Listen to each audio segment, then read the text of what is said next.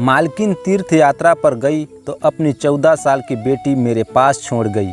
मैं भी भागकर उसके सारे काम करता। रात होती तो उसको अपने पास बुला लेता। मालकिन ने भी इजाज़त दे दी। अगली रात हुई तो मुझे कुछ नरम सा महसूस हुआ। मैं घबरा कर उठा तो मेरे होश उड़ गए। मालकिन की बेटी उस रात मालकिन तीर्थ यात्रा पर जा रही थी, इसलिए सुबह से मेरी जान आफत में आई हुई थी। बार बार मुझसे कहती, समीर मेरा पूरा घर तेरे हवाले है। जितना भरोसा मैं तुझ पर कर सकती हूँ घर के किसी और नौकर पर मुझे नहीं है। मेरा नाम समीर है। मेरी उम्र 25 साल थी, लेकिन मैं 15 साल की उम्र से मालकिन के घर काम कर रहा था। 15 साल से मैं मालकिन के घर नौकरी पर था, इसलिए जितना भरोसा वह मुझ पर करती थी किसी पर नहीं करती थी। इसलिए वह मुझे हर बात बता रही थी। कहने लगी, देख समीर, अपनी बेटी परी को मैं घर पर ही छोड़े जा रही हूँ, इसलिए बहुत ख्याल रखना। तुम्हें पता है ना, इसे नींद में चलने की आदत है। मैं सर हिलाने लगा कि जी मालकिन, मुझे मालूम है। हालांकि मुझे क्या मालूम होगा, वो तो अपने कमरे में सोती थी। उम्र में परी 14 साल की थी, लेकिन थी जरा बावली किस्म की, बेवकूफ़ और लाडली। मालकिन की इकलौती बेटी थी, इसलिए उसे लाड़ प्यार से बहुत रखा था। अभी तक बूद गुड़ियों से खेलती थी। मैंने कहा कि मालकिन, मैं इसका भी ख्याल रखूँगा। लेकिन इसके बाद जो बात मालकिन ने मुझे कहा, मैं तो दंग रह गया था। वह मुझे कैसे यह बात कर सकती थी। कहने लगी, रात को तुम मेरी परी के साथ ही इसके कमरे में रहोगे। यह बात सुनकर तो मेरी पूरी आंखें हैरत में फैल गई थी। मेरा तो दिमाग यह सुनकर ही घूमने लगा था। मैंने कहा, मालकिन, मैं कैसे छोटे बीवी के कमरे में सो सकता हूँ? आप सोच कर तो बात करें। यह तो बिल्कुल एक गैर मुनासिब सी बात है। मगर वह कहने लगी, समीर, मुझे कुछ नहीं सुनना है। मैंने जो कह दिया वह कह दिया। तुम परी के कमरे में ही रहोगी और वही सोओगे। मुझे मालकिन की यह बात किसी तौर पर सही नहीं लग रही थी, लेकिन बहरहाल मैं उन्हें बार बार इनकार नहीं कर सकता था। लेकिन मैं दिल से यह इरादा पक्का कर चुका था कि मैं परी के कमरे में कभी नहीं सोऊंगा। मेरी मालकिन एक विधवा औरत थी, लेकिन थी बहुत अमीर। मालिक की बहुत सारी ज़मीन थी, जहाँ से उन्हें खूब पैसा आता था। घर उनके बेहतरीन चल रहा था और एक ही बेटी थी, जिसे उन्होंने लाड से पाला था। जब मैं मालकिन के घर में काम करने के लिए आया था तो इस वक्त मालिक जिंदा थे। उन्होंने तो मालकिन को फूलों से सजा कर रखा था, बहुत प्यार से। और मालकिन से मोहब्बत की शादी की थी। दोनों ही एक साथ बहुत खुश थे। परी की पैदाइश से चंद महीने पहले मालिक का कार हादसे में देहांत हो गया था, लेकिन मालकिन शुरू से ही दीवानों जैसी बातें करने लगी थी। कभी कहती, वह अभी आ जाएंगे, मुझे छोड़कर यूँ नहीं जा सकते। मैं इस वक्त 10 साल का था, लेकिन मालकिन की हालत देखकर फूट फूट कर रोया था, क्योंकि उनका रवैया शुरू से ही मेरे साथ बहुत अच्छा था। वह मेरा भी बड़ा ख्याल रखती थी, इसलिए मुझे उनका दुख देखा नहीं जाता था। जब परी पैदा हुई तो पहले तो मालकिन बहुत रोई मालिक को याद करके, लेकिन फिर उनका दिल परी के साथ लग गया। मालकिन के माँ बाप ने बहुत कहा कि मालकिन दूसरी शादी कर ले, लेकिन उन्होंने काफ़ी इनकार कर दिया। कहने लगी कि नहीं, मुझे अपने पति से बहुत मोहब्बत थी और मैं अपनी सारी ज़िंदगी अपने पति के नाम पर गुजार दूंगी। मालकिन ने फिर यही किया। पूरा घर उन्होंने संभाल रखा था। तमाम नौकर को वह देखती थी। 14 साल का वक्त कैसे गुजर गया था। मालकिन का सबसे ज़्यादा वफादार और भरोसा करने वाला नौकर मैं था। कारोबार की देख रेख भी मेरे हवाले कर रखी थी, लेकिन मैं भी नमक का हिसाब चुकाया था। एक एक पाई का हिसाब मालकिन को देता था। इस साल मालकिन के माँ बाप तीर्थ यात्रा पर जा रहे थे, इसलिए मालकिन ने कहा कि वह भी तीर्थ पर जाना चाहती है। यह सुनकर पहले तो परी ने हंगामा खड़ा कर दिया था कि वह अकेले यहाँ नहीं रहेगी, लेकिन इनके फाइनल पेपर थे, इसलिए मालकिन कहने लगी कि मैं तुम्हारी पढ़ाई को ख़राब नहीं करना चाहती, इसलिए तुम अगली बार मेरे साथ चली जाना। बड़ी मुश्किल से वह मानी थी, लेकिन जो कुछ मालकिन मुझसे कह रही थी वह बात मुझे सही नहीं लग रही थी। बहरहाल मालकिन मुझे सब कुछ समझा बुझाकर तीर्थ यात्रा पर चली गई और उनके जाते ही मैं सोफे पर बैठकर सुकून का लंबा गहरा सांस लिया। फिर खाना बनाने वाले को बुलाया और अपने लिए बढ़िया सी चाय बनवाया। लेकिन मालकिन के होते हुए मैं कभी भी सोफे पर नहीं बैठा था। हालांकि उन्होंने मुझे कभी इनकार नहीं करना था, लेकिन मुझे मालिक और नौकर का लिहाज हमेशा कायम रखना था। लेकिन अब सोच रहा था कि मालकिन गई है तो कुछ दिनों मालिकों वाले ठौठ में मैं भी करके देख लूं। मैं सुकून से सांस लिया और मज़े से अपनी दोनों टांगे सामने शीशे का टेबल पर रख दी। रिमोट हाथ में पकड़ा और एलईडी पर चैनल बदलने लगा। अभी मैं सोच ही रहा था कि मैं कौन सा चैनल देखूं। अभी मैं सही से इस माहौल से रूबरू हुआ भी न था कि जब मेरे कमरे का दरवाज़ा खुला और परी लॉन्ज में आई। जब उसने मेरे बैठने के तौर तरीके देखे तो माथे पर बाल पकड़कर बोली, समीर के बच्चे, तुम्हारी शिकायत तो मैं माँ के आते ही उन्हें बताऊंगी कि कैसे उनके कीमती टेबल पर तुम पाँव पसार के बैठे थे। यह सुनकर मैं हड़बड़ाकर बिल्कुल सीधा होकर बैठ गया।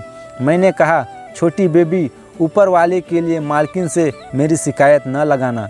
मैं फ़ौरन से टीवी बंद कर दिया और रिमोट साइड पर रख दिया। परी माथे पर गुस्सा चढ़ाए हुए आराम से आकर सोफे पर बैठ गई और रिमोट भी अपने हाथ में पकड़ लिया। कहने लगी, माँ घर पर नहीं है तो इसका मतलब यह न समझना कि तुम लोगों को मैं सर पर चढ़ाऊंगी।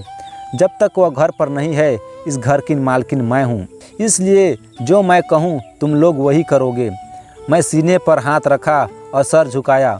जी, क्यों नहीं छोटी मालकिन, जैसा आपका हुक्म। अंदर से मेरा जी तो जल के रह गया था। मेरी कभी भी मालकिन की बेटी से एक मिनट भी नहीं बनती थी। हर वक्त बचकाना हरकतें करती रहती थी और मैं इसकी हरकतों से परेशान हो जाता था। वह मुझे बाजार के लिए कई बार चक्कर लगवाती थी। कहती थी कि तुम ही मेरे लिए सामान लाएगा, ड्राइवर नहीं जाएगा, न ही कोई दूसरा नौकर। मालकिन भी उसे कुछ नहीं कहती थी क्योंकि वह उनकी लाडली बेटी थी। मुझे ही कहती, जाओ समीर, जो छोटी मालकिन कहती है वह कर दो। चाय का कप नौकर लेकर आया तो वह मुझे ऐसा खड़ा देखकर अजीब सी हंसी मुझ पर हंसने लगा था। कहने लगा, अभी तो बड़ा रौब जमा रहे थे, आ गए ना अपनी औकात में वापस। मैंने इसे खा जाने वाली नज़रों से देखा था। उसने चाय का कप टेबल पर रखा। जो चाय मुझे पीनी थी वह बड़े मज़े से परी पी रही थी। बहरहाल पूरा दिन इधर उधर के कार्यों में ही गुजर आया। जैसे ही रात हुई मैं अपने क्वार्टर में जाने लगा तो परी कहने लगी, तुम कहाँ जा रहे हो समीर? माँ ने कहा था कि तुम मेरे कमरे में सोओगे। यह सुना था कि मुझे मालकिन की बात याद आ गई। मैं हैरानी से परी की तरफ देखा। मैंने कहा, छोटी मालकिन, मुझे अपने क्वार्टर के अलावा कहीं नींद नहीं आती। घर में और नौकरानी भी मौजूद हैं, आप उसे अपने साथ सुला लें। कहने लगी, माँ ने कहा था कि तुम सोओगे तो मतलब तुम ही सोओगे। चलो शराफत से आओ मेरे कमरे में और कालीन पर जाकर लेट जाओ। मैं कमरे में तो आ गया था, लेकिन मुझे सख्त बेचैनी सी हो रही थी। परी बेड पर जाकर लेट गई थी। उसने लैंप ऑफ कर दिया। कमरे में इस वक्त गुप्त अंधेरा था। मेरा दिल बड़ी ज़ोर ज़ोर से धड़क रहा था। भले वह 14 साल की थी, लेकिन मैं तो 14 बरस का ना था। मुझे किसी की एक बात याद आने लगी जो मैंने कहीं बाहर सुनी थी कि जहाँ एक मर्द और एक औरत हो तो वहाँ तीसरा शैतान होता है। पता नहीं मालकिन ने ऐसा क्यों कहा कि मैं उनकी बेटी के कमरे में अकेला रहूं। उनको चाहिए था कि वह नौकरानी को परी के साथ सुलाती। कमरे में हल्की सी रोशनी थी। एक नज़र मैं बेड पर लेटी परी पर पड़ी तो उसके चेहरे पर जाकर मेरी नज़र टिक गई। सोई हुई बड़ी मासूम सी लग रही थी, बिल्कुल खुलकर सो रही थी। एकदम ही मैंने अपनी नज़र बदली, अपनी आंखें ज़ोर ज़ोर से बंद कर ली और सोने की कोशिश करने लगी कि इसके पहले कि मुझ पर शैतान हावी हो जाए मैं सो जाऊं। ऊपर वाले का जिक्र करते करते ना जाने कब मेरी आंख लग गई थी। घड़ी के तेज अलार्म बजने पर ही मेरी आंख खुली। मैं हड़बड़ा कर उठ बैठा तो देखा कि परी नींद में ही अपनी घड़ी का अलार्म बंद कर रही थी। मैंने सामने लगे घड़ी की तरफ देखा तो 7 बज रहे थे। मैं फ़ौरन से उठकर उसके कमरे से बाहर निकल गया। उसे स्कूल जाना था और इसका पेपर भी था। मालकिन ने कहा था कि ड्राइवर के साथ परी को अकेला मत भेजना, इसलिए जब परी तैयार होकर कमरे से बाहर आई, ड्राइवर के साथ मैं जाकर उसे स्कूल छोड़ आया। इसके बाद मैं ज़मीनों का हिसाब किताब देखने लगा। कितनी रकम आई, कहाँ फंसी, क्या हुआ, क्या नहीं। यह हिसाब सब मेरी जिम्मेदारी थी। उन कामों में ऐसा उलझा कि मुझे याद ही नहीं रहा कि परी को वापस लेने भी मुझे ही जाना था। जब तक मैं ना जाता ड्राइवर भी परी को स्कूल से लेने नहीं जाता और यह मालकिन का हुक्म था। मैं अपने काम में ऐसा घन चक्कर था कि मेरे दिमाग से यह बात निकल चुकी थी। 12 बजे थे कि परी की छुट्टी होनी थी और मुझे 1:30 बज चुका था कि जब मेरे फ़ोन का बेल बजने लगी। जब मैं नंबर देखा तो मालकिन का था। मैं जल्दी से फ़ोन उठाया तो वह मुझ पर भड़क उठी। कहने लगी, मुझे परी की कॉल आई थी, वो अभी तक स्कूल में है, तुम उसे लेने क्यों नहीं गए। यह सुना कि मेरा दिमाग घूम गया। मैं तो बिल्कुल भूल चुका था। मैंने कहा, मालकिन वह मैं ज़मीनों के हिसाब किताब में लगा हुआ था। मालकिन कहने लगी, जाओ जाकर इसको लेकर आओ। मैंने सारे खाता बंद कर दिया और घर से बाहर निकला। सामने ड्राइवर को मैंने खा जाने वाली नज़रों से देखा था। मैंने कहा, तुम मुझे बता नहीं सकते थे कि छोटी मालकिन की छुट्टी हो गई है। वह कहने लगा, मैं क्यों बताऊं, मालकिन तो तुम्हें सब नौकरों पर सरदार बनाकर गई है।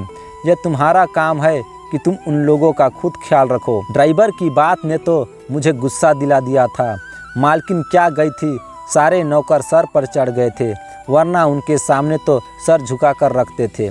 बहरहाल मैं फटाफट से ड्राइवर के साथ बैठा और जब स्कूल पहुंचा तो पूरा स्कूल खाली हो चुका था। सिर्फ परी ही स्कूल में थी, जहां पर चौकीदार मुझे देखकर बोला, इतनी लेट क्यों।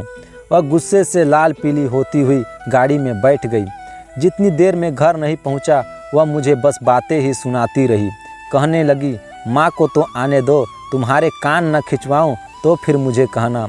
मेरा कसूर था, इसलिए मैं चुपचाप उसकी सारी बातें सुनता रहा। घर पहुंचा तो खाना बनाने वाले ने भी खाना तैयार नहीं किया हुआ था। नौकरानी ने भी घर की सफाई ठीक से नहीं की थी, बस अपनी बातों में बिजी थी। यह देखकर तो मेरा सर चक्कर खाने लगा था। मालकिन के बगैर तो पूरा घर ही उल्टा पड़ने लगा था। मैं उन्हें कुछ कहता तो सब कहते हैं कि तुम भी हमारी तरह नौकर हो, ज़्यादा हमारे सर पर सवार मत हो। मैं तो मालकिन के बिना बौखला के रह गया था। मैंने नौकरानी से ठीक से सफाई करने को कहा। अपनी निगरानी में मैं पूरे घर को साफ सुथरा करवाकर रात को मैं थक चुका था। जब मैं परी के कमरे में गया तो वह ऊंची आवाज़ में अपना स्कूल का याद कर रही थी। मैं लॉन्च के सोफे पर जाकर सो गया, क्योंकि दिन भर का थका हुआ था। रात को मुझे लगा जैसे लॉन में कोई और मौजूद है। किसी के कदमों की छाप मुझे सुनाई दी।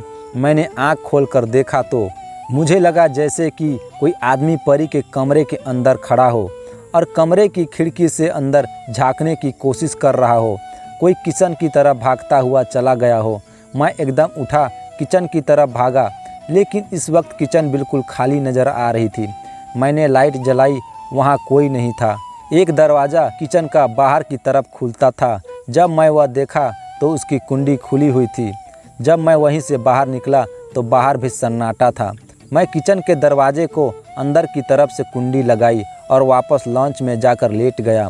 यह सोचने लगा कि कौन आदमी था जो रात के इस वक्त अंदर आया था। न जाने मुझे क्या सूझी, परी के कमरे में चल गया। वह बेड पर सोई हुई थी। मैं जाकर कालीन पर लेट गया और रात को जैसे ही कुत्ते की भौंकने की आवाज़ सुनाई दी तो परी शायद नींद में डर रही थी।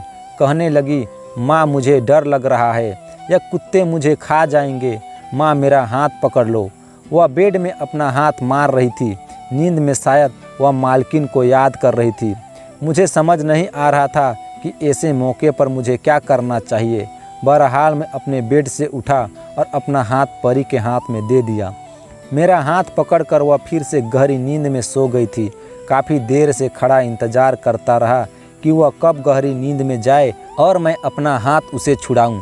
जब वह गहरी नींद में सो गई तो मैंने धीरे से अपना हाथ उसके हाथ से अलग किया और दोबारा कालीन पर जाकर लेट गया।